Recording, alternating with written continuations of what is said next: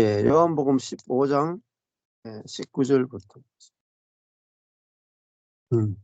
너희가 세상에 속하였으면 세상이 자기 것을 사랑할 터이나 너희는 세상에 속한 것이 아니요 도리어 세상에서 나의 택함을 입은 자인 고로 세상이 너희를 미워하느니라. 여기 보면은 여기도 우리가 하나님을 택했다 이렇게 말하지 않고 하나님이 또 그리스도가 우리를 택했다.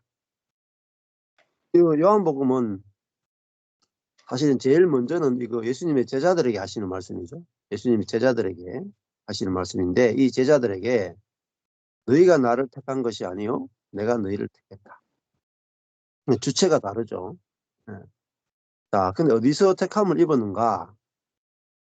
세상에서 택함을 입었다.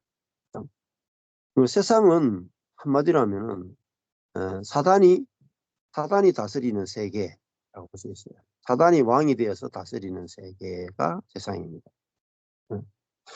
근데 세상이 결국은 뭐냐면은 이 땅의 세계라고도 볼 수 있죠.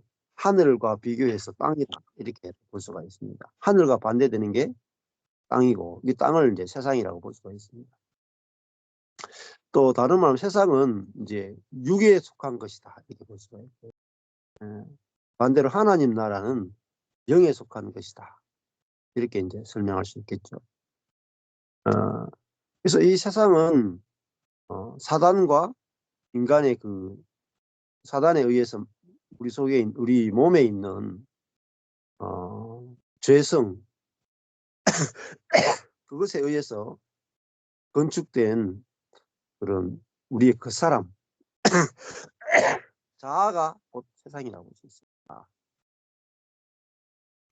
자, 그러니까 세상이 밖에도 세상이 있지만 우리 안에도 있단 말이에요. 그 사람 자아 자체가 세상입니다. 그래서 밖에 있는 세상은 보기 쉽죠. 세상에 있지 않고 교회에 아예 들어와 살아버리면은 나는 이제 세상과 상관없이 교회에서 산다. 그래서 이제 이런 말 하더라고요. 교돌이 교순이 이런 말 써요. 교돌이 교순이 그런 말을 평생 교회만 돌아다니는 남자 교돌이 평생 교회에만 있는 교순이 이렇게 하는 영적 갈급함이 안 채워져 가지고 평생 이제 교회를 따라서 이사하고 다니는 분들이 생각보다 되게 많아요. 대구에는 그런 분들이 거의 없어요. 대구에는 그냥 자기 다니는 교회 꾸준하게 다니는 분들이 대부분이에요. 그러니까 영적인 어떤 새로운 세계를 보기가 되게 어려워요. 대구 쪽에는 너무나 이렇게 그러니까 이 교회나 그 교회나 별반 다른 게 없어요. 근데 서울에 가면은 하여튼 막 교파라는 서울에 다 모이죠. 교단이라는 교단은 다 있고 막 하여튼 없는 게 없어요. 막 오만 개 다 있는 게 서울이나 경기도 또라고 볼 수 있는데 이 세상이라고 하는 것은 내 속에 있는 세상이 더 무섭죠. 세상. 그러니까 사단이 베드로의 마음에 들어와 가지고 예수님을 책망하게 하는 것이나 가룟 유다의 마음에 들어와서 예수를 팔 생각을 넣는 것이나 또 우리의 몸에 들어와 있어서 자기 중심성에 빠지게 하고 자기 중심적으로 모든 것을 보게 하고 선과 악으로 모든 것을 판단하게 하고 우리 교회, 우리 단체 중심으로 모든 것을 보게 만드는 그것이 바로 이제 세상이라고 볼 수가 있죠. 자, 그런데 우리가 세상에서 택함을 입게 되면 이제 우리는 이제 영으로 살게 되고 이제 혼으로 살지 않게 되는 거죠. 영으로 사는 것과 혼으로 사는 것은 완전히 다른 거라고 볼 수가 있습니다. 자, 이 세상은 결국은 몸과 혼에 의해서 건축된 거라고 볼 수 있어요. 죄가 들어있는 몸과 그것에 지배당하는 혼. 그러니까 몸과 혼이 붙어 있는 그게 그 사람인데 그 사람에 의해서 만들어지는 세계가 바로 세상이죠. 세상이 내 안에 있는 세상이 더 무서워요. 이건 안 보이거든요. 예. 근데 하나님 나라는 내 안에 있는 하나님의 나라는 영과 혼이 연합된 게 바로 내 안에 있는 하나님의 나라고 그것이 바로 하늘이라고도 볼 수가 있어요. 자, 영으로 사는 것과 혼으로 사는 것은 다르다. 자, 영으로 사는 것은 내게 없는 거죠. 영이 내 혼을 지배하니까 사실은 그거는 거의 내가 없다고 볼 수가 있어요. 있긴 있지만 기능으로서의 내가 있단 말이에요. 자동차로서의 내가 있고 밭으로서의 내가 있는 거죠. 밭이 있지만은 농부가 드러나는 밭이고 자동차지만 운전자가 드러나는 자동차. 그게 바로 우리 속에 있는 하나님의 나라고 이 속 사람이고 그게 천국이라고 볼 수가 있습니다. 근데 몸과 혼이 딱 연합된 게 바로 세상인데 거기서는 결국은 뭐로 드러나냐면 나로 드러나요. 내가 있단 말입니다. 내가 주체가 돼 있다. 내가 주체가 되어서 만들어지는 건 뭐냐면은 내가 하나님 되어서 만들어지는 게 바로 세상이라고 보죠. 자, 여기서 주체가 나에서 하나님으로 바뀌는데 이 세상이라고 하는 것은 내가 하나님 된 거거든요. 내가 하나님 된 거예요. 내가 하나님 위치에 있는 거예요. 그리고 영이라고 하는 것은 하나님이 하나님의 자리에 있고 내가 사람의 자리에 있는 거거든요. 그러니까 영은 생명이 나타나는 것이고 세상은 내가 나타나고 사단이 나타나는 거예요. 사단이 나라고 하는 모습으로 나타나거든요. 그러니까 근데 우리가 어디에 속느냐면은 대부분 내가 선하게 살면 된다. 자, 우리는 이렇게 내가 하나님 말씀대로 살면 그것이 하나님의 나라다. 이렇게 생각하죠. 그래서 많은 그리스도인들이 내가 하나님을 위해서 말씀대로 살면 하나님의 나라를 확장한다. 이렇게 생각합니다.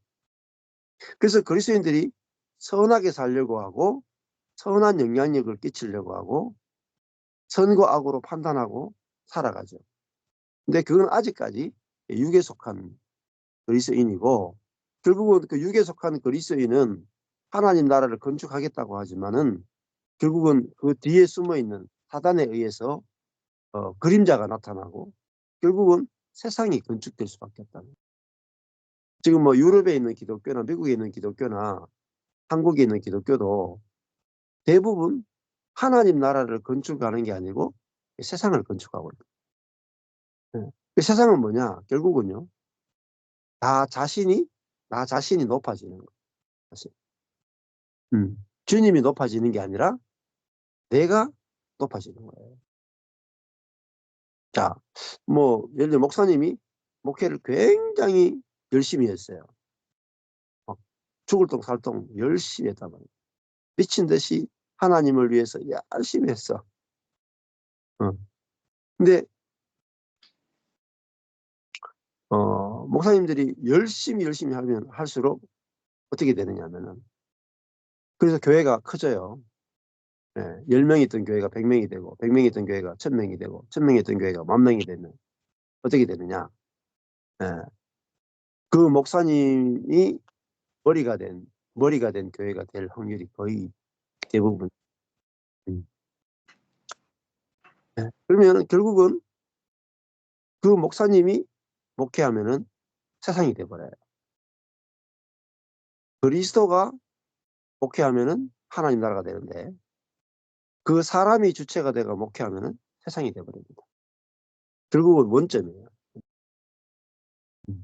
그래서 교회와 하나님의 나라는 하나님께서 주체가 되셔야 돼요.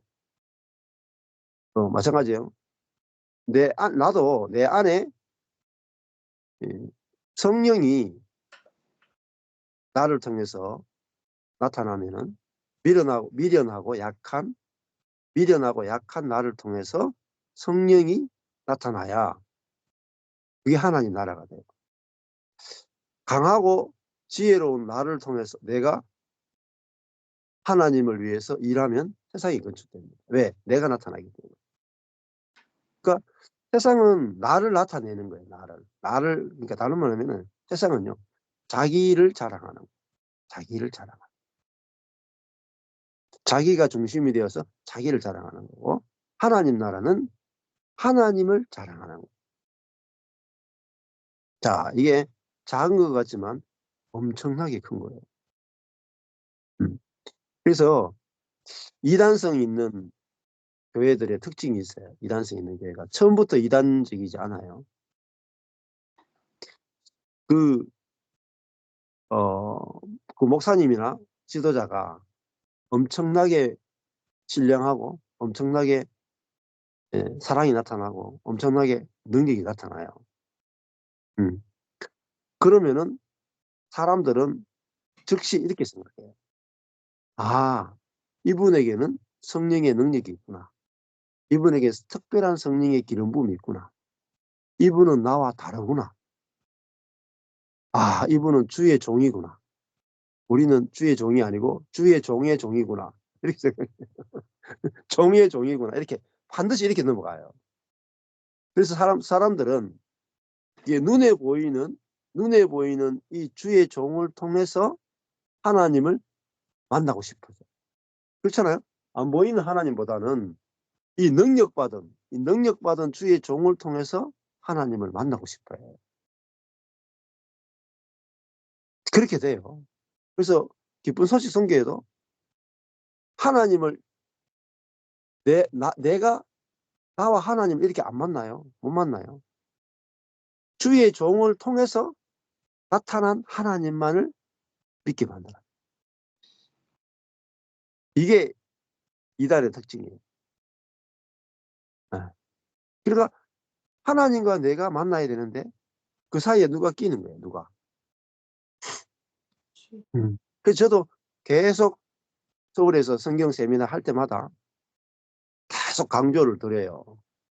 왜냐하면 이분들이 영적 순례를 굉장히 많이 한 분들이잖아요.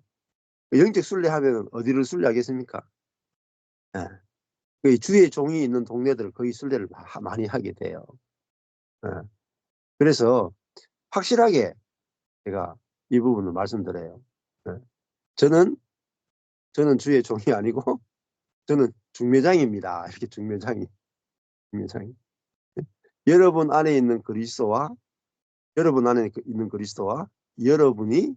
영이 연합하는 거지 그 사이에 제가 딱 들어가면 안 된단 말이에요. 저는 중매장이에요.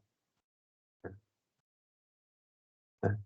자, 바울이 뭐라 그랬냐면은 바울이 나는 일꾼에 불과하다. 나는 중매쟁이다. 나는 그리스도와 여러분을 결혼시키는 중매쟁이다. 여러분은 신부고 그리스도는 신랑이다. 그래서 신랑과 신부가 만나도록 돕는다. 이게 정확한 목회자의 위치예요. 그래서 목회자가 드러나면 안 되고 목회자가 그리스도를 가르치는 손가락이 돼요. 그러니까 말씀을 가르치는 손가락이 되는 거예요. 자, 그래서 근데 이제 이 면이 아주 중요한데 그 목사님을 통해서 예를 들면 어떤 목사님을 통해서 그 속에서 그리스도의 생명이 나타나요. 이거는 한 번도 본 적이 없는 거기 때문에 우리 영 안에 있는 부활의 생명이 나타나잖아요. 그러면 이 부활의 생명을 맛을 못 본 사람은 그 부활의 생명이 나타나는 사람을 볼 때 너무너무 놀랍니다. 놀래. 상상할 수 없는 일들이 일어나거든요. 예. 그러면은 이제 이걸 잘 아직까지 눈이 못 뜬 사람들은 잘 모르는 사람은 어 그 부활의 생명이 나타나는 그 사람하고 나타나지 않는 사람하고 이렇게 차이가 나면서 이 사람을 예 아주 신성시 여기게 될 수 있는 확률이 높아요. 예.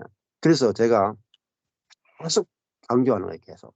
뭐냐면은 모든 그리스도인들은 다 똑같다. 예. 아담 안에서 그 사람은 다 똑같다. 그 사람 아담 안에서 한 사람이고 그리스도 안에서 우리가 한 사람이고 한 형제다. 예. 그러니까 이 그리스도가 모든 사람이 다 그리스도 부활하신 그리스도가 우리 안에 계시고 그것이 나타나면은 바울이나 내나 여러분이나 모든 사람은 바울과 똑같은 사람이다. 자, 그러니까 여기에 어떤 주의 종이 중간에 개입할 게 없죠. 오직 우리는 그리스도로 사는 거지 주의 종으로 사는 게 아니란 말이에요. 네. 하나님께서 우리를 주의 종의 종으로 부르신 게 아니라 그리스도의 종으로 부르신, 그리스도의 신부로 부르신. 이게 정말 정말 큰 차이입니다. 음. 예.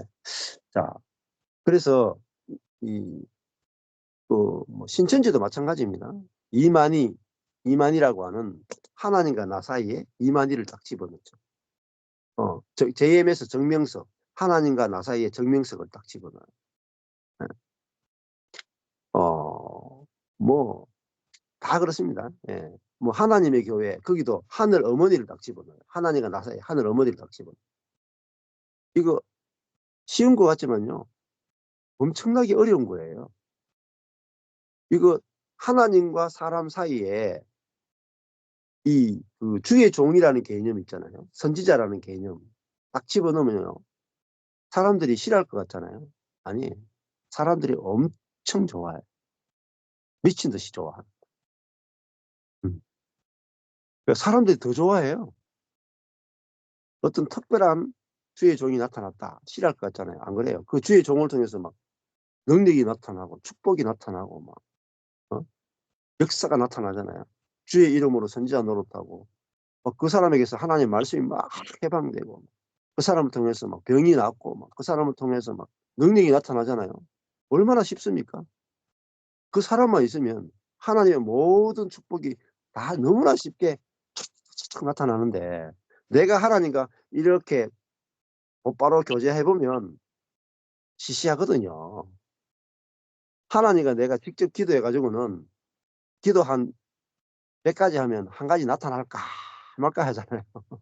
근데 이 주의 종이라는 사람이 딱 나타났는데 내가 이 주의 종에게 가서 기도해 주십시오 했는데 어?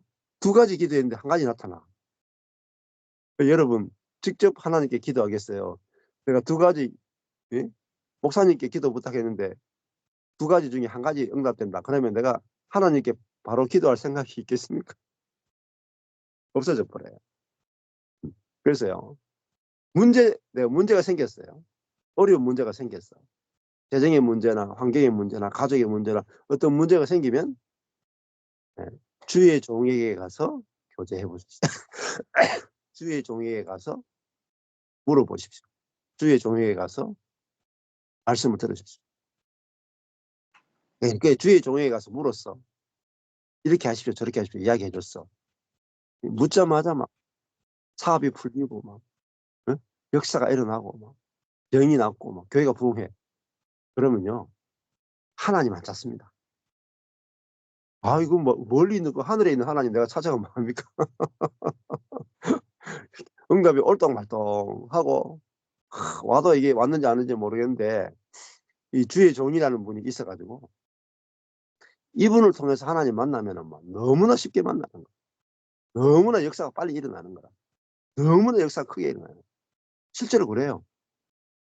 그게 뭐냐면은 거짓 선지자예요. 그러니까 모든 성도가 자기 안에 계시는 그리스도와 연합된 상태고 그 그리스도의 생명을 모든 사람이 다 동일하게 누리고 모든 사람은 다 형제예요. 형제. 예. 바울이나 우리나 형제지 높고 낮음이 없습니다. 우리가 바울을 통해서 주님을 만나는 게 아니라 내 안에 계신 그리스도를 직접 만나는 거예요. 예. 바울은 우리 안에 계신 그리스도, 바울은 내 자신이 내 안에 내가 죽고 그리스도가 살듯이 여러분도 여러분이 죽고 그리스도가 사는 것이다. 이렇게 가르친 분이지. 여러분이 나를 통해서 주님을 만나야 된다. 이렇게 가르친 분이 아니란 말이에요. 근데 그렇게 가르쳤다라고 속여요. 속이는데요. 어마무시한 사람들이 속습니다. 전 세계로 그런 사이비 복음들이 전파되고 있는데 워낙 능력이 나타나기 때문에 안 속을 수가 없어요. 어마어마한 능력이 나타나요. 사람이 믿음이 강하면 강할수록 있잖아요. 능력이 나타나요. 네. 어떤 사람에 대해서도요. 믿음이 강하면요. 능력이 나타납니다. 이게 혼의 세계예요. 혼의. 그래서 혼이 그 워치만 니가 그 혼의 잠재력 하는 책을 썼거든요. 그래서 그 책을 읽어보면 재밌어요. 혼으로도 하늘에 뜰 수도 있고 혼으로도 축지법을 쓸 수도 있고 혼으로도 병이 낫기도 하고 혼으로도 귀신의 세계에 접하기. 혼으로 뭐 병 낫고 기적이 일어나는 거는 다반사예요. 다반사. 그 예가 뭐냐면 불교나 이슬람이나 샤머니즘이나 아니면은 정신수양이나 가보면요. 다 동일하게 기적이 나타나요. 심지어 막 스님이 축사해요. 축사. 그러니까 기독교에서 일어나는 모든 병 고침, 귀신 쫓아내는 거 있잖아요. 합니다. 근데 우리는 교회에서만 예수 이름으로 귀신을 쫓아낸다고 잘못 알고 있어요. 스님도 축사합니다. 축사 잘 돼요. 예수 이름 아니고도. 그러니까 썩는 게 엄청나게 많습니다. 자, 그러니까 우리가 주체가 바뀌고 우리 안에 있는 그리스도의 부활의 생명으로 이제 사는 것, 그게 바로 하나님의 나라다. 이렇게 볼 수 있겠죠. 자, 그래서 제가 이 복음을 깨닫고 나서 하나님 나라는 성령에 의해서 건축되는 세계고 세상은 이 사람의 손에 의해서 건축되는 거예요. 그러니까 세상은 자기를 자랑해요. 자기를 자랑. 여기 보면은 19절에 보면은 너희가 세상에 속하였다면 세상이 자기의 것을 자랑할 테이다. 그러면은 내가 세상에 속하면 세상이 나를 절대 핍박할 일이 없어요. 핍박 안 해요. 자기 거니까. 사랑한다 그러잖아요. 근데 내가 세상에 속하지 않으면은 즉시 오는 게 뭐냐면은 세상이 너희를 미워한다. 자, 그래서 뭐 춘천에 있는 그 송은이 자매가 그런 말 자주 하거든요. 그리스도인들은 당연히 미움을 받아야 된다. 왜? 세상과 다르기 때문에. 다르면은 미움을 받아요. 저도 있잖아요. 뭐 막 한쪽에서는 막 대환영을 해요. 대환영을. 한쪽에서는 이단 아니야? 이런 말을 제가 10년 넘게 들었어요. 20년 넘게. 근데 처음에는 이단 아니야라는 말이 거의 99% 1%만 환영, 99%는 대부분 저를 보면서 이단 아니야. 요즘은 비율이 좀 달라졌어요. 지금은 환영하는 쪽이 많아지고 반대하는 쪽이 좀 적어졌죠. 그래도요. 하여튼 악플 달고 막 공격하고 이상하다 하고 이런 사람들이 많이 있어요. 저한테도. 근데 그게 없으면 안 된단 말이에요. 이거는 모든 사람이 복음 알게 된 모든 사람이 사람에게 칭찬받고 인정받고 사랑받을 수가 없습니다. 세상으로부터는 미움을 받아야 됩니다. 자, 이 세상은 뭐로 건축되느냐? 또 율법으로 건축되는 거예요. 율법. 하나님 나라는 은혜로 건축됩니다. 자, 그러니까 율법으로 건축돼야 자기를 자랑할 수 있죠. 그랬었잖아요. 예.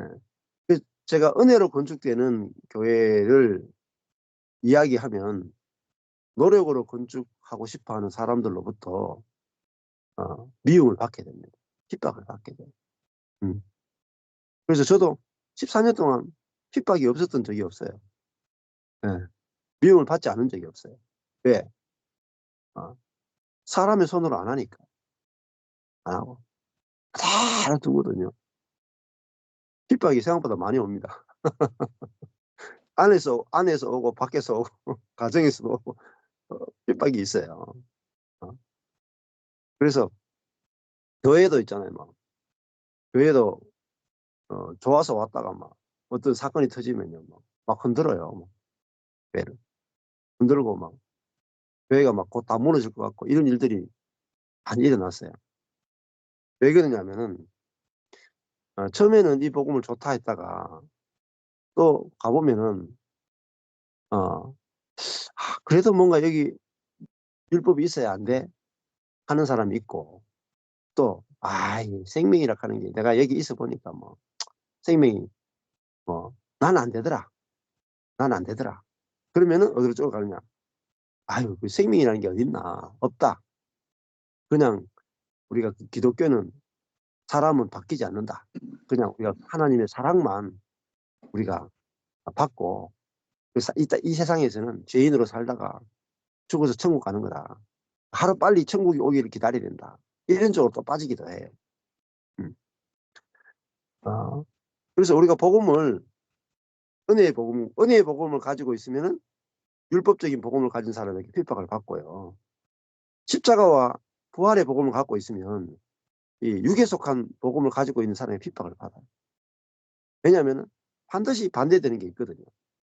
그래서 핍박이 없었고 비용을 받지 않으면은 가짜입니다.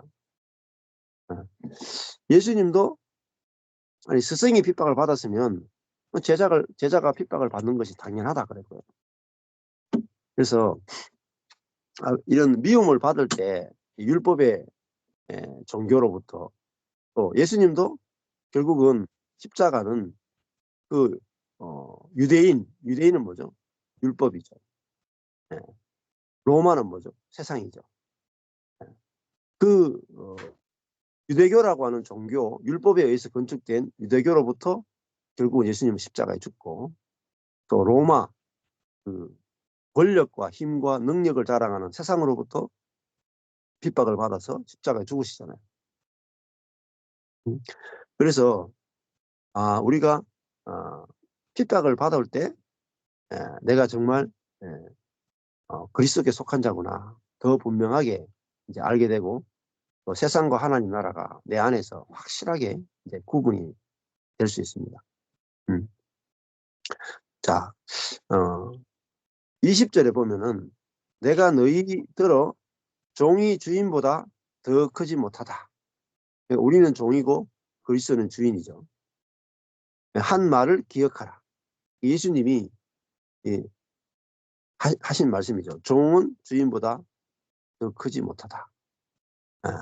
그 말은 사람들이 주인을 핍박하였은즉 종인 너희도 핍박할 터이요. 그러니까 주인이 핍박받는데, 더 크신 분이 핍박받는데 더 작은 우리가 핍박이 없다. 말이 안 되겠죠. 그리스도와 내가 같으면 같을수록 똑같은 핍박을 받습니다. 예수님이 받았던 핍박이 내게 똑같이 없다. 가짜예요. 예수님이 받았던 영광을 우리가 같이 못 받는다. 그것도 가짜입니다. 영광도 같이 받고 고난도 같이 받아. 왜? 그리스도가 우리가 하나이기 때문에.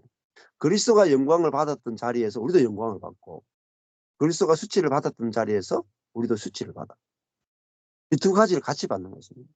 바울은 항상 한쪽에서는 대한영을 받고 한쪽에서는 어마어마한 핍박을 받아요.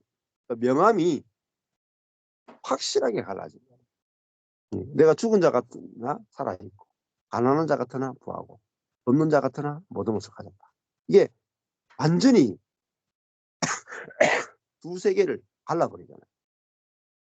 자, 그러니까 정말 하나님의 사람이다 하고 엄청나게 환영하는 사람들이 있고, 한쪽에서는 죽이려고 하는 사람이 등장했단 말입니다. 자, 내 말을 지켰은즉 너희 말도 지킬 터이라. 자, 자, 요게 테레오 말은, 그러니까 나를 핍박하였은즉 너희도 핍박할 것이요. 내 말을 지켰다 이 말은 다르면 시험하다는 뜻이에요. 내 말을 시험하였은즉 너희 말도 시험할 것이다. 예수님이 말씀했을 때 사람들이 이제 반론을 제기했을 때 많은 사람들이 반론을 제기하고 바리새인들 서기관들이 와서 반론을 막 펴잖아요. 우리도 말씀을 전하면은 예수님이 반론을 받았던 것처럼 시험을 받았던 것처럼 똑같이 우리도 그런 일을 당해야 내가 진리 가운데 있는 겁니다. 예를 들면 이런 거죠. 로마서를 읽어보시면 바울이 죄가 더한 곳에 은혜가 더하다 이렇게 말씀을 가리키죠. 죄가 더한 곳에 심판이 더한 게 아니고 죄가 더한 곳에 은혜가 더합니다. 이렇게 설교를 해요. 그리고 스티브 맥베이가 교통 법규를 어겼는데 하나님께서 징계하시는 게 아니라 하나님께서 복을 주신다. 자비를 베풀 뿐만 아니라 은혜까지 주신다. 이렇게 설교를 딱 하는 순간에 성도들 쪽에서는 그게 말이 되나? 죄를 지었는데 하나님께서, 예수 믿기 전에는 모르겠지만 예수 믿은 다음에 그리스도인들이 죄를 지으면 회개해야지. 죄를 지었는데 하나님께서 은혜를 주신다고? 그게 말이 되나? 이런 반론이 나오지 않으면 사실상 설교를 잘못한 거죠. 바울이 죄가 더한 곳에 은혜가 더하다 했을 때 사람들은 즉시 그러면은 은혜를 더하게 하려면 죄를 더 많이 지어야 되겠네요. 이런 질문이 나왔잖아요. 거기에 대해서 결코 그럴 수 없느니라. 죄를 지었는데 은혜를 받게 되면 그 은혜가 죄를 이기게 만든다. 이렇게 이제 또 넘어가거든요. 그러니까 설교를 하건 말씀을 가르치건 바울이 반론을 받았던 자리에서 우리도 똑같은 반론을 받아야 돼요. 바울이 아멘을 받았던 자리에서 우리도 똑같이 아멘을 받아야 그것이 바울과 내가 하나고 복음과 내가 하나인 거죠. 근데 신학자들이 하는 많은 작업 중에 특히 뭐 조직신학이라든지 이런 걸 하는 분들이 할 때 문제가 뭐가 일어나냐면 하나님 말씀을 내 이성을 가지고 딱 짜맞추기를 해요. 그래서 어떻게 하냐면 우리가 이성은 하나님 말씀을 딱 읽을 때 딱 짜맞추기 해서 논리적으로 하나도 문제가 없도록 다른 사람들이 공격을 못하도록 논리적으로 완벽하게 딱 짜맞추기를 해요. 그래서 공격을 안 받고 싶다는 거예요. 환영을 받고 싶다는 거예요. 그래서 조직신학을 딱 만들고 나면 공격은 덜 받을지 몰라도 세상이 돼버려요. 다시. 그래서 예수님이 이 땅에 오셔가지고 하신 말씀이 내가 땅에 있는 것을 말해도 너희들이 받지 못하겠거늘 내가 하늘의 것을 말한다면 너희들이 어떻게 받아들이겠느냐. 하늘의 것을 말하면 핍박을 받아요. 바울도 마찬가지죠. 고린도 성도들에게 내가 너희들에게 젖만 먹였다. 내가 딱딱한 음식은 아예 먹이지도 못했다. 그런 말 하잖아요. 자, 그러니까 복음은 이 세상과 다른 거기 때문에 반드시 사람들이 핍박이 오게 되고 반대가 오게 되고 또 시험을 받게 되죠. 또 이 내 말을 지켰다 이 말은 어떤 의미에서는 뭐 여기 번역은 예수님의 말을 받아들였은즉 너희 말도 받아들일 것이다. 나를 핍박하였은즉 너희도 핍박할 것이고 내 말을 받아들였은즉 너희 말도 받아들일 것이다. 이렇게 해석해도 돼요. 자, 그 내 말을 시험하였은즉 너희 말도 시험할 것이다. 이렇게 해석해도 돼요. 이 테레오라는 말이 두 가지 뜻이 다 있거든요. 21 그러니까 이 말은 또 다르게 하면요. 내가 죽고 내 안에 그리스도가 살잖아요. 그러니까 내가 죽고 그리스도가 사니까 그리스도가 나타나면은 그리스도가 환영받았던 데는 그대로 환영받고 그리스도가 멸시받았던 데는 그대로 멸시를 받고.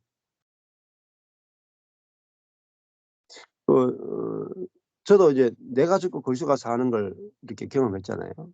그러면요. 제가 똑같은 일을 경험해요. 이 대구에서는 별로 환영을 받지 못해요. 예수님이 나사렛에서 별로 환영을 못 받았듯이 서양에서는 별로 환영을 못 받아. 똑같은 일이 일어납니다. 그리고 예수님이 막 부자들, 종교인들, 권력자들, 막 지식 있는 사람들 이런 사람들에게는 환영을 못 받아요. 죄인들, 망한 자들, 응? 예. 뭐 이단, 뭐 수가 우물가 여인들, 이단들, 뭐 귀신 들린 자들, 뭐 이런 사람들에게 대환영을 받잖아요. 저도 이 복음을 전해보면 똑같은 일이 일어나요. 똑같은 일. 예수님을 환영했던 사람들이요. 제가 이 복음을 전하면 똑같이 그런 사람들만 환영해. 그러니까 전해보면요. 이 복음이 진짜구나 알아야 돼요. 왜? 예수님이 핍박받은 자리에서 그대로 핍박받고요. 예수님이 환영받은 자리에 그대로 환영받아요. 같아야 되잖아요. 내가 죽고 그리스도가 사니까 똑같은 일이 일어나야 돼요. 그게 뭐냐? 내가 진리 가운데 있다라고 하는 증거예요. 증거. 제가 이 복음을 전하면은 뭐 서울이건 어디든 가잖아요. 지금까지요. 부자들이 온 게 없습니다.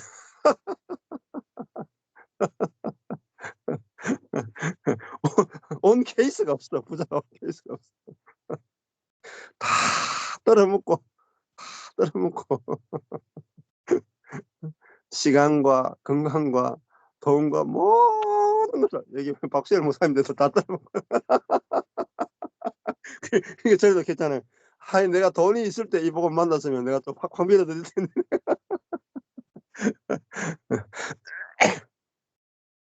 그러니까 돈이 있을 때는 만날 수 없는 복음이야. 예. 그러니까 복음을 전해보면 야, 이 복음이 진짜구나 알게 돼. 진짜 있잖아요. 자기 생활비도 없는 사람들 뭐 몰려온다 이게 생활비도 근데 있잖아요. 육으로는 다 망했는데 영으로는 정말 거의 부활 직전인 사람들이야. 거의 부활 직전. 자, 오늘 이 예수님이 하시는 말씀의 핵심이 그거잖아요. 아, 내가 죽고 그리스도가 사는 삶을 살면 예수님과 똑같은 삶을 살게 된다는 거예요. 응? 환영받을 때는 똑같이 환영받고 예수님과 똑같은 삶이 펼쳐질 수밖에 없어요. 네. 근데 그게 영광입니다. 영광. 이것만큼 영광스러운 게 없습니다.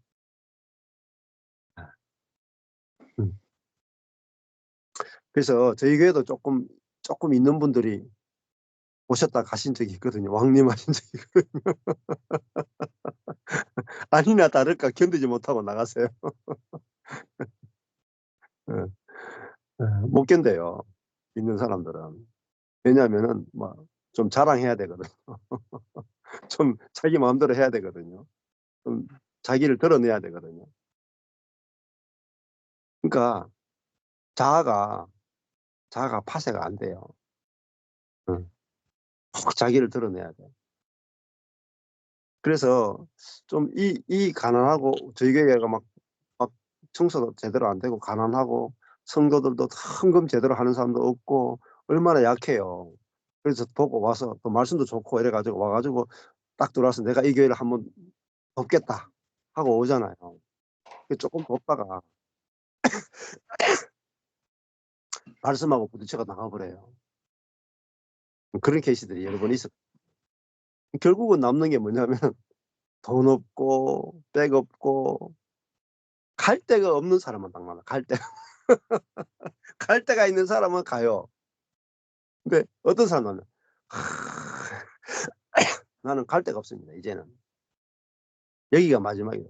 다른 데 어디 가겠습니까? 갈 데가 없습니다. 그러니까 제자들도 나중에 예수님 따르는 제자들도요. 갈 데가 있는 사람 다 갔어요. 갈 데가 있는 사람. 은혜를 입고 막 능력을 경험하고 병 고침 받은 사람도요. 소용없어요. 갈 데가 있으면 가게 돼요. 근데 어떤 사람이 딱 남느냐?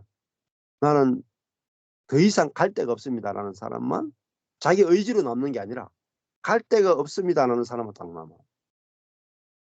저도 있잖아요. 여기 경산에 있는 이유가 왜 여기 있느냐? 왜 여기 십몇 년 동안 있었냐면 갈 데가 없어가 여기 있었어. 갈 데가. 불러주는 데가 없어가지고. 불러주는 데가 없어. 제가 만약에 불러주는 데가 있으면 제가 갔을 거예요. 근데 어디도 불러주는 데가 없어. 그래서 남아있었다는 거야. 요즘은 이제 불러주는 데가 많아. 그래가지고 가고 싶으면 갈 수 있어요. 근데 제가 하도 그 10년 몇 년을 거쳤기 때문에 내가 어떤 사람이 부른다고 해서 가가지고 그거 갔다고 해서 똑같은 일이 일어날 수가 없거든요. 그걸 알기 때문에 안 가는 것입니다.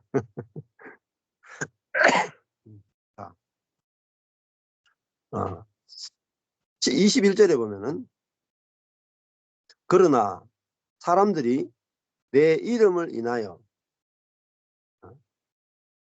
그러니까 예수라는 이름 그 이름 때문에 이 모든 일을 너에게 할 것이다. 미워하고 핍박하고 또 환영하고. 왜 그래요? 내 이름을 인하여 하는 말은 내가 예수 이름이 나타나는 사람이란 말이에요. 그리스도. 내가 그리스도를 믿는 정도가 아니고 예수의 이름이 나타나는 사람.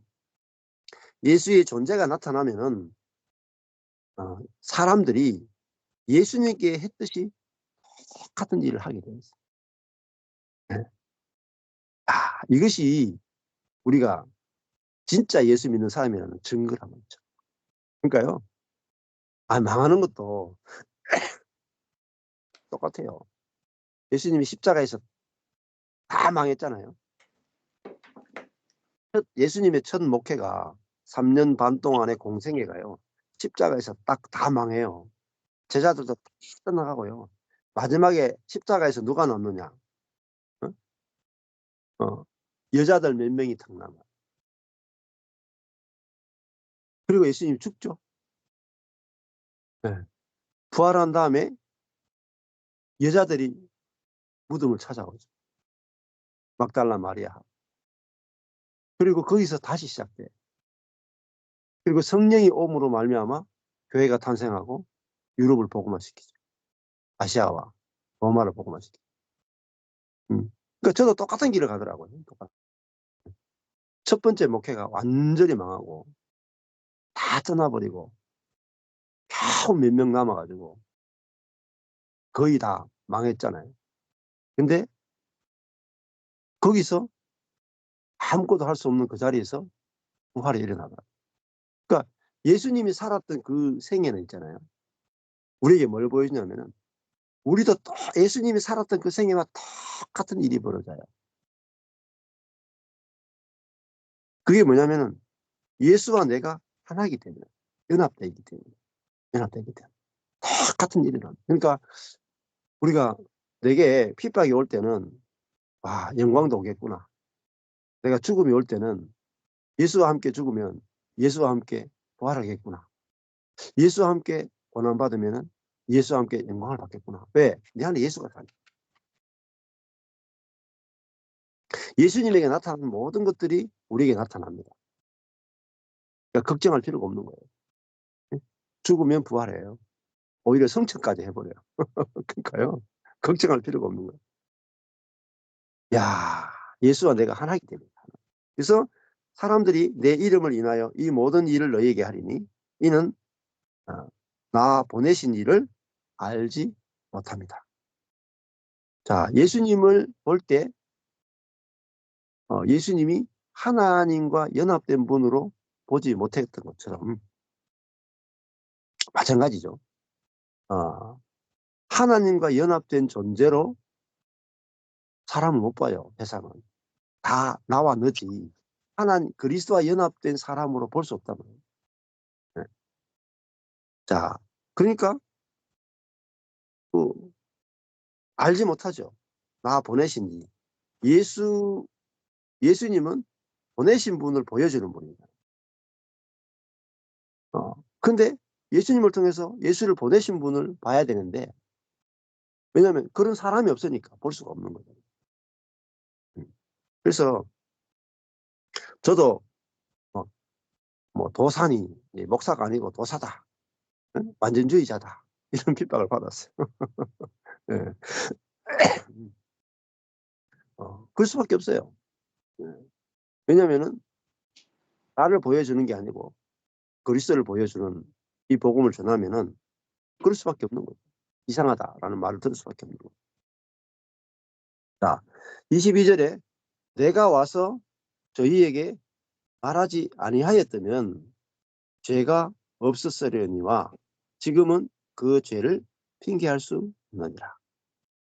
자, 보세요. 예수님이 오셔가지고 예수님이 참 사람을 보여줬단 말이에요. 하나님과 연합된 사람을 보여줬어요. 그러면 뭐가 됩니까? 예수님이 이 땅에 오시는 순간에 뭐가 되냐면 지구상에 존재하는 모든 사람은 가짜가 되는 거예요. 가짜 사람이다. 거짓 사람으로 드러난단 말이에요. 네. 자, 예수님이 내가 곧 진리다. 내가 곧 실제다. 이렇게 말해요. 그러면은 모든 것이 다 가짜가 돼. 예수님이 내가 곧 빛이다. 그러면 모든 건 어둠이다. 내가 곧 생명이다. 모든 건 다 죽음이에요.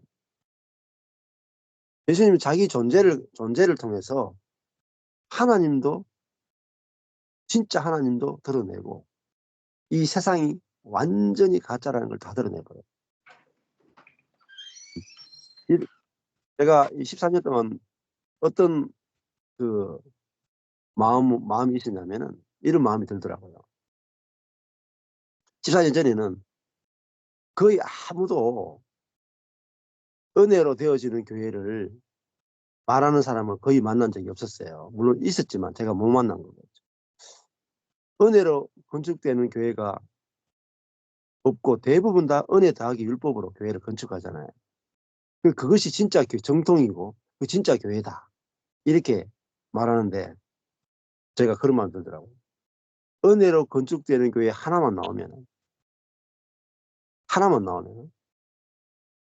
은혜 더하기 율법으로 건축되는 모든 교회가 가짜라는 것이 다 드러납니다. 이게 한 케이스가 그냥 숫자로 하나지만 진리의 세계에서는 안 그래요. 진리의 세계에서는요. 진짜 하나가 나타나면 기존에 존재하던 모든 것들이 다 가짜로 드러나요. 예수님 한 분이 오시기 전에는 사람을 볼 때 선한 사람, 악한 사람 이렇게 봤어요. 근데 영에 속한 예수님이 오니까 선한 사람도 가짜고 악한 사람도 가짜라는 게 다 드러나는 거예요. 이게 바로 복음이에요. 그래서 제가 아무것도 안 하고 기다린 게 뭐냐면 이거는 작은 교회를 만드느냐, 큰 교회를 만드느냐의 문제가 아니거든요. 진짜 교회가 나타나느냐, 가짜 교회가 나타나느냐, 이 문제. 그래서 진짜 100% 은혜로 하나님 머리 대신 그리스도가 건축해 놓은 것이, 완성된 것이 나타나는 교회. 이 교회가 하나만 나타나면 돼요. 하나만. 많이 더 필요 없어. 딱 하나만 나타나면 되는 거예요. 네. 이걸 이야기했던 사람이 누구냐면 진 에드워즈, 세왕 이야기에서. 그분이 유기적 교회를 하게 된 이유가 진짜 교회가 나타나려면 300년이 걸릴 수 있다 그랬어요. 초대교회 같은 생명으로 사는 교회, 하나님의 생명으로 사는 교회. 근데 그분은 마지막에 실패했다 하고 돌아가셨더라고요. 저는 똑같이 진 에드워즈 책을 다 읽었고 보면서 진짜 은혜의 복음으로, 십자가와 부활의 복음으로 건축되는 교회 하나만 나오면 끝나는 세계예요. 그래서 어제 밤에 그 춘천의 송은이 자매가 진 에드워즈를 잘 알잖아요. 유기적 교회까지 다 거쳤잖아요. 정말 그런 그리스도의 몸된 교회, 머리가 나타나는 교회, 몸이 나타나는 교회가 아니고 머리 대신 그리스도가 나타나고 머리 대신 그리스도 안에서 유기적으로 연합되어서 그리스도가 표현되어지는 교회. 그 교회를 들었는데 춘천에서 송은이 자매가 그 교회를 딱 본 거예요. 만져지고 경험되는 거예요. 그러니까 우시더라고. 내가 이런 교회를 보게 될 줄 몰랐다는 거예요. 내가 살아서 이런 교회를 보게 될 줄 몰랐다. 자, 저절로 되어지는 거라고. 손대지 않았는데 은혜로, 생명으로 막 연합되고 건축되고 짜여지고. 그래서 송은이 자매가 1년 전에는 혼자였어요. 혼자. 아무도 연합할 수 없는, 만나기만 하면 쪼개지는 그런 상태였거든요. 네. 많은 사람들이 모였다가 순식간에 다 쪼개져가지고 교회가 사라져버려요. 네. 그런데 1년이 지난 지금은 가만히 있어도 사람들이 몰려와서 하나로 연합되는 그런 교회를 1년 만에 지금 보고 있거든요. 네. 그러니까 자, 예수님이 오셔가지고 이전에 유대인들이 구약을 해석했잖아요. 예. 아브라함의 후손들인 유대인들이 2000년 전에 예수님 당시에 구약 성경을 가지고 정통적으로 해석했어요. 근데 예수님이 오셔가지고 구약 성경을 해석했을 때 유대인들의 구약 해석과 예수님의 해석은 완전히 달랐어요. 구약의 모든 것들은 다 나에 대해서 예언한 거예요. 메시아에 대해서 예언한 것이고 내가 그 메시아로 왔다. 음. 자, 그러니까 예수님이 오셔가지고 진리를 딱 드러내니까 유대인들의 모든 말이 다 거짓으로 다 무너졌죠. 자, 이것이 뭐냐면 이것이 하나님 하시는 일이에요. 하나님 나라가 임하면 세상 나라는 저절로 무너져요. 자, 진짜가 오면 가짜가 드러나죠. 이렇게 있잖아요. 옛날에 아내가 읽으면서 감동적이었던 게 이런 게 있더라고요. 미국에 이제 그 달러를 진짜 진패냐, 이제 위패냐, 이거를 감별하는 게 있는데 그 사람들 훈련시킬 때 어떻게 하냐면 진짜와 가짜를 이렇게 두고 비교해서 가르치지 않는데요. 그러면 굉장히 오래 걸리는데 어떻게 가르치냐면 가짜는 안 보여준대요. 아예. 진짜 화폐만 보여준다는 거예요. 진짜 화폐 가지고 계속 진짜만 보게 한대요. 진짜의 특징만 계속 보게 하는 거예요. 그러면 나중에 진짜를 봤기 때문에 어떤 화폐를 갖다 줘도 금방금방 가짜를 다 분별해 버린다는 거예요.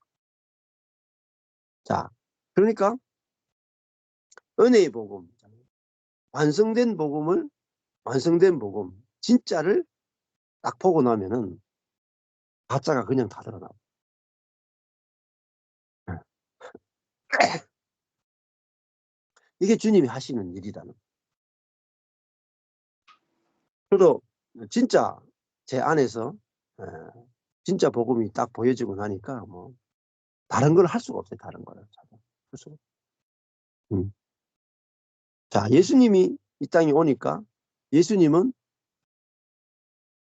새로운 피조물이고 예수님을 제외한 모든 사람은 옛 피조물이라는 것이 확연하게 드러난 거죠. 바울이 선교 여행을 가면 바울은 새 것이 나오는 사람이고 전도를 받는 사람들은 옛 것이 나오는 사람이에요. 확연하게 구분되는 거예요. 확연하게. 자, 그래서 예수님이 오셔서 죄를 드러냈다면 죄가 뭐죠? 감추어진 거예요. 죄가 여기 사단을 말 사단. 사단이 드러났다면 정체가 드러났다면 사단이 만들어 놓은 세상의 정체가 드러났다면 그래서 유대인들에게 만약에 예수님이 오지 않았다면 어떻게 했을까요? 바리새인, 서기관들의 죄가 안 드러나요. 근데 예수님이 오셔가지고 하나님의 생명으로 사는 삶을 딱 보여주니까 바리새인들이 아무리 경건해도 아무리 말씀대로 살아도 자기가 나오지 생명이 안 나오는 거예요. 그래서 바리새인들이 사단에게 속고 있다. 죄의 지배를 당하고 있다는 사실이 그들의 아비가 마귀라는 사실이 드러났잖아요. 그 축복이에요. 대단한 축복이에요. 드러나는 게. 그래서 지금은 그 죄 가는 말은 사단에게 지배당하는 그것을 핑계할 수 없다. 왜? 사단에게 지배받지 않는 예수가 드러났을 때 사단에게 지배당하는 사람과 확연하게 구분됐다. 예, 다른 것이 오지 않으면, 새 것이 오지 않으면은 내가 옛 것이라는 게 안 보이거든.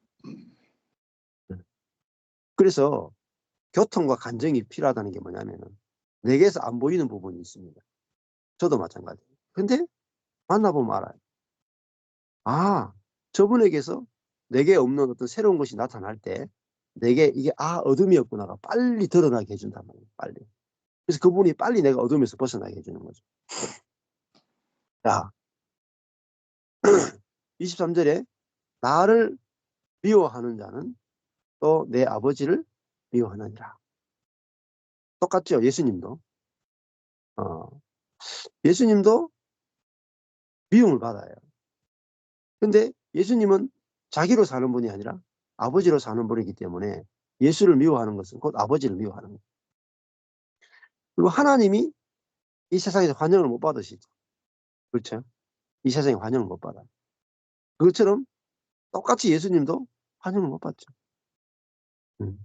똑같은 아버지와 아들이 하나이기 때문에 우리도 똑같고 예수님도 똑같단 말이에요. 24절에 내가 아무도 못한 일을 저희 중에서 하지 아니하였더라면 저희가 죄가 없었어야 돼요. 그렇죠? 네. 예수님 어떤 일을 하셨어요? 아무도 못한 일을 하셨습니다. 뭐죠? 아버지의 생명으로 사는 일을 하셨답니다. 은혜로 사셨답니다. 그러니까 만약에 예수님이 아버지의 생명으로 살고 은혜로 사는 것을 보여주지 않으면 죄가 없죠. 다 이렇게 사는 게 정상이잖아요. 근데 예수님께서 딱 보여주니까 우리가 죄 가운데 있었구나 하는 것이 드러났단 말이에요. 그래서 전도라고 하는 게 뭐냐면요. 이거예요. 전도라는 게. 두 가지죠. 내 존재를 통해서 보여주는 거예요. 내 존재를 통해서. 하나님이 창조한 사람은 정상적인 사람은 이렇습니다. 를 보여주는 거예요. 보여주면 반대로 상대방은 뭐가 보이냐면 죄가 보여요. 내가 죽고 그리스도가 사는 삶을 누리게 되면 반대로 상대방은 나는 내가 살았네요가 딱 보이는 거예요. 그게 그 사람으로 하여금 죄를 드러나게 해주고 그 사람으로 하여금 생명을 접촉하게 해주는 거죠. 그래서 예수님은 자기 존재를 통해서 모든 세상의 죄를 다 드러내버려요. 자, 이것이 예수님이 하신 놀라운 일이죠. 아무도 못한 일을 하신 거예요. 남들이 다 하던 일, 전통으로 내려오던 일, 그런 일을 하신 게 아니라 아무도 하지 못한 일, 빛과 생명의 일을 하셨다는 거예요. 그래서 세상이 어둠이고 세상이 죄 가운데 있는 걸 다 드러내셨다는 거예요. 예. 자, 지금은 저희가 나와 및 내 아버지를 보았다. 예. 자, 그러니까 예수님은 뭐라 그래요? 나를 보았다. 더하기 아버지를 보았다. 예. 그러니까 예수님과 하나님은 어떤 관계냐? 아버지와 아들의 관계죠. 그리고 예수님은 아버지를 보여주는 겁니다. 예. 우리도 이게 확실해져야 돼요. 나는 나를 보여줄 뿐만 아니라 내 안에 있는 그리스도의 생명을 보여주는 자다. 이게 진짜 내 속사람이다. 이 정체성이 분명해야 돼. 이게 내가 누구에게든지 말을 할 수 있을 만큼 성령에 의해서 확실하게 믿음이 와야 돼. 네. 그러면은 믿음이 오면 저절로 내게서 아버지가 나타나요. 그렇잖아요. 우리도 마찬가지잖아요. 응? 네. 나를 본 자는 아버지를 보았다. 우리도 그렇게 이야기할 수 있어야 돼요. 아들이기 때문에. 똑같이. 그걸 내가 막 보여주기 애쓰는 게 아니에요. 왜냐하면 아버지가 내 안에 계시니까. 당연히 아버지를 보여줄 수 있는 존재가 이미 된 거예요. 완성된 거예요. 완성된 거. 아. 이거 완성된 걸 이야기하면 돼. 이미 아들이잖아요. 이미 아버지를 보여줄 수 있는 존재가 된 거예요. 우리 속사람. 자, 그래서 나와 및 내 아버지를 보았고 또 미워하였다. 봤는데 미워한다. 봤는데. 왜 그럴까요? 자기는 안 되면 미워해요. 사람은 시기심이 있단 말이에요. 그래서 저도 있잖아요. 이 복음 전하면 시기한 사람들이 많이 있어요. 그래서 본인은 안 믿어지거든요. 본인은 안 되거든. 본인은 자기로 살고 싶거든. 잘 사니까. 그러니까 번쩍하게 사니까. 자기는 자기로 살아도 충분히 되는 사람이거든요. 그러면은 저를 만나면 미워하게 돼 있어요. 여러분은 마찬가지입니다. 자기로 잘 사는 사람은 여러분을 만나면 여러분을 미워하게 돼 있어요. 시기하게 돼 있어요.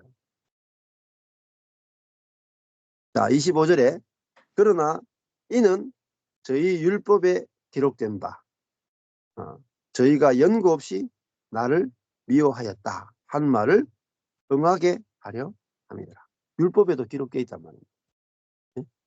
하나님의 법에도 구약에도 기록되어 있죠. 연구 없이 연구 없이 나를 미워했다. 이유 없이 나를 미워했다. 이게 뭐죠? 시편에 나오는 말씀입니다. 다윗이 어떤 삶을 살았습니까? 다윗이 메시아이신 그리스도를 예표하는 인물이잖아요. 저도 다윗을 묵상해 보니까 다윗이 진짜 험악한 삶을 살았더라고요. 우리는 다윗이 그냥 목동이었다가 물맷돌 하나 탁 던져가지고 그 다음에 바로 왕이 됐다 이렇게 생각하는데 그렇지 않아요. 다윗은 어느 정도 핍박이 많았는 사람이냐? 한 국가로부터 핍박을 받았어요. 왕으로부터 핍박받고 군대로부터 핍박받고 한 나라로부터 핍박받았는데 자기만 핍박받은 게 아니라 자기의 일가 친척 전부 다 이끌고 도망다니면서 전 일가족이 친척 전체가 부족 전체가 다 몰살할 정도의 핍박을 받았어요. 1, 2년이 아니에요. 10년 넘는 세월을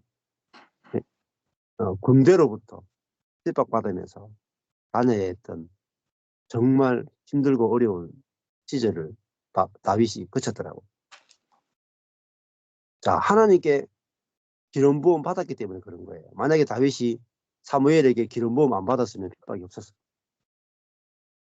아주 그냥 목동으로 핍박 없이 행복하게 살았더라 이렇게 끝날 수가 있어요. 근데 이 다윗이 기름 부음을 딱 받을 때 두 가지가 나타났어요. 하나는요, 능력이 나타났어요. 자기에게 없는 능력이 나타났어요. 그래서 골리앗을 딱 때려줍니다. 근데 자기에게 없는 성령의 일하심이 나타난과 동시에 뭐가 왔느냐? 예? 사울에게 시기를 받으면서 막 창을 막 던지고 도망가야 되고 핍박받고, 예? 미친 연기를 해야 되고 막 국경을 넘어야 되고, 아, 그런 어마어마한 핍박이 같이 왔어요. 기름 부음과 함께 핍박이 같이 왔던 거예요. 지금 예수님이 미리 우리에게 지금 요한복음 15장에서 말하는 거예요. 너희가 15장에서 뭐로 시작했습니까? 참 포도나무와 가지를 시작했단 말이에요. 포도나무가 핍박을 받는데 가지가 핍박을 안 받겠어요? 포도나무가 영광을 얻는데 가지가 영광을 얻지 않겠습니까? 포도나무가 죽으면 가지도 죽고, 포도나무가 부활하면 가지도 부활하고, 포도나무가 하늘에 안침받으면 가지도 함께 안침받아요. 같단 말이에요. 같다. 근데 이것이 어마무시한 영광이에요. 네. 진짜 영광이에요. 예수 믿는 재미라죠. 핍박이 와도 내가 그리스도와 하나 된 증거고, 영광이 와도 그리스도가 하나 된 증거랍니다.